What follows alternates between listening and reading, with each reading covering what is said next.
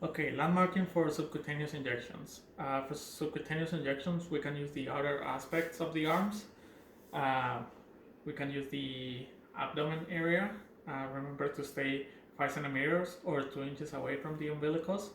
And we can use the anterior aspects of the thighs. So, this part of your legs. Landmarking for intramuscular injections. We can use the deltoid muscle, and the injection site we can find by feeling the acromion process. Once you find it, you want to measure 3 fingers below the acromion process, and right there will be your injection site.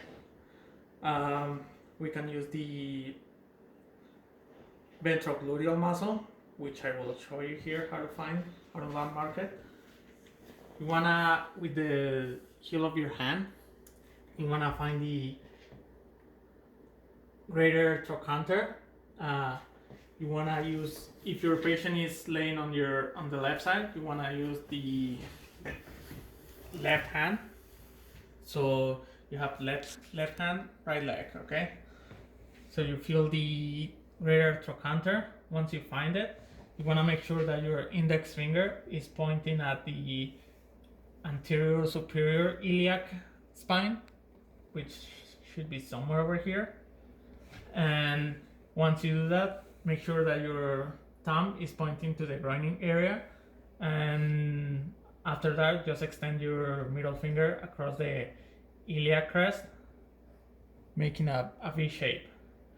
The injection site will be right in the middle of this kind of V. That's the injection site. Now, the third and last muscle for IM injections is the vastus lateralis, which you can find by placing one hand above the knee and one hand below the greater trochanter. That gives you 2/3 of the muscle, and you want to put the injection in the middle third of the muscle, so like on this area right here. Okay, that's for IM injections. Okay, oral medication administration. The doctor's order is for digoxin. Before you give digoxin or any other medication, you wanna check vital signs, and you wanna see when was the last time this person has had it before, right? When would you give it? Digoxin, you would give it whenever there is heart failure or atrial fibrillation. When would you hold it? You will hold it whenever there is hypersensitivity or the patient's heart rate is already very low. The 10 rights of administration are right dose, right drug, right patient, right route, right time and frequency, right documentation, right drug approach and right to refuse, right drug interaction, and right education and information. How many times do you check the label on a drug? You check it 3 times. The first time is when you first grab the drug. Second time is when you're preparing the drug, usually by the patient's door. And the third check, right before you give it to the patient, bedside. For insulin administration, you always want to check blood glucose levels first. The normal VVIT parameters for blood glucose levels are 5 to 10 millimoles per liter, and also when you give insulin, you want to document on the insulin administration sheet on the floor and MAR. Okay, now we have an order to mix 20 units of humulin R and 10 units of humulin N. So first you want to make sure that you have all your supplies. You want to perform hand hygiene and put on gloves. We're going to start by taking the caps off the vials. We're going to take our alcohol swab, and we're gonna disinfect the top. Make sure it's nice and clean. We're gonna take our syringe now. Take the cap off. Careful not to pinch yourself. We're gonna start with humulin N because it's the cloudy one. We are going to inject 10 units of air. 10 units.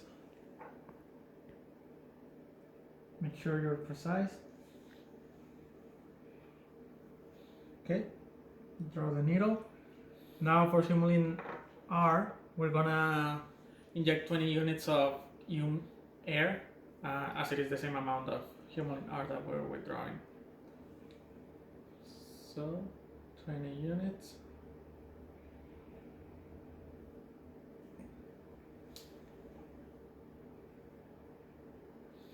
Inject the air, flip the vial, and withdraw the insulin.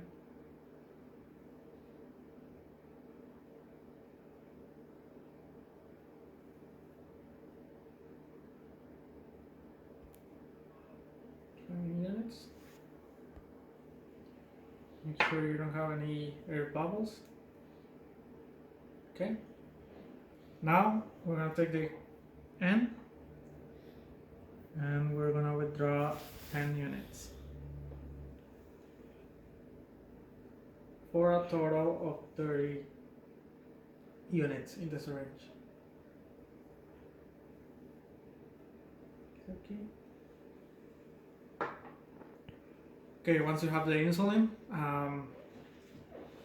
you wanna give it to the patient. So you wanna hold the needle as a dart. If the patient is a thin person, you wanna grasp the skin a little bit, not just inject it in a 45 to 90 degree angle. Okay. First we insert the needle. Now with your non-dominant hand, you're gonna hold the syringe while you inject the insulin at 1 milliliter every 10 seconds. Nice and slow. Now you withdraw the needle. You wanna, with a gauze or an alcohol swab, you wanna apply some gentle pressure to the area. Do not massage. Okay. For a few seconds. Now you want to take the syringe and the needle. You want to put the cap back on. Make sure you don't pinch yourself.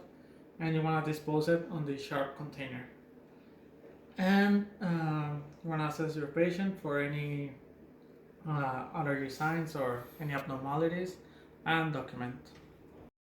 Okay, now your patient is asking for something for pain. The first thing you want to do is you want to assess their pain level. You want to ask them when was the last time they had something for pain. You can check this in the MAR or nurse's notes. We have a doctor's order that says morphine 5 milligrams IM every 4 hours. So that's what we're going to give our patient for pain. Before you give morphine, you want to assess their vital signs. You want to do the 3 checks on the morphine. Make sure you have the right one. And you want to perform hand hygiene. When giving morphine, be careful not to... be careful with their respiratory system, as morphine could cause respiratory failure, like respiratory distress. And now let's proceed to prepare the morphine. You want to make sure you have some alcohol swab, some gauze, and some gloves. So first we're going to take our alcohol swab. We're going to clean our ampulate so it's disinfected. Now we're going to take our gauze and we're going to crack it with the gauze so we don't cut ourselves. Okay, and you want to do this away from your body.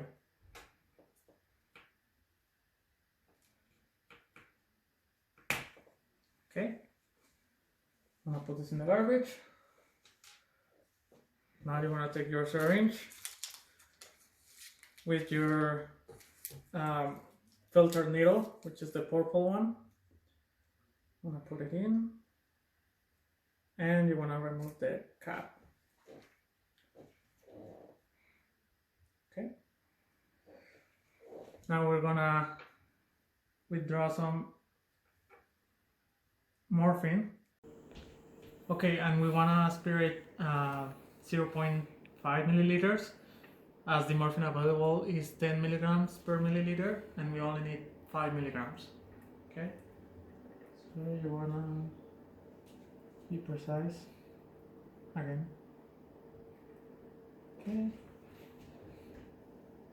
sure there's inside.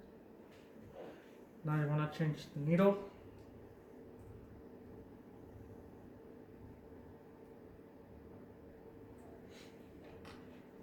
I'm gonna put a regular needle with no filter.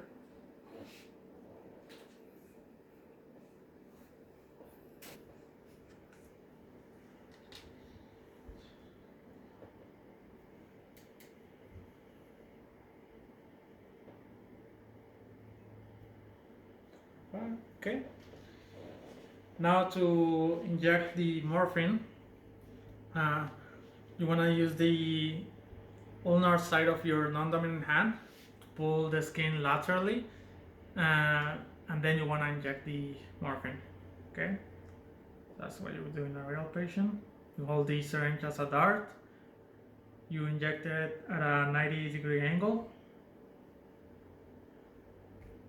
Okay, you want to hold the syringe with your non-dominant hand, inject it nice and slow.